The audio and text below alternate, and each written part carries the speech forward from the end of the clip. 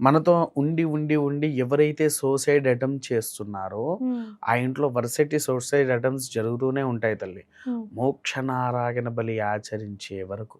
మీరెప్పుడైతే ఈ మోక్షనారాయణ బలి ఆచరించారో, వారికి సూసైడ్ అటెంప్ట్స్ అనేది ఆగిపోతది. వారికెన్ని ఏ దోషాలు ఉన్నా, పితృదోషం వలన. ఈ ఈ మొత్తం ఇవన్నిటికి గూడా కలిపి పితృదోషంగా ప్రధానంలోకి తీసుకోవచ్చు. ఓహ్!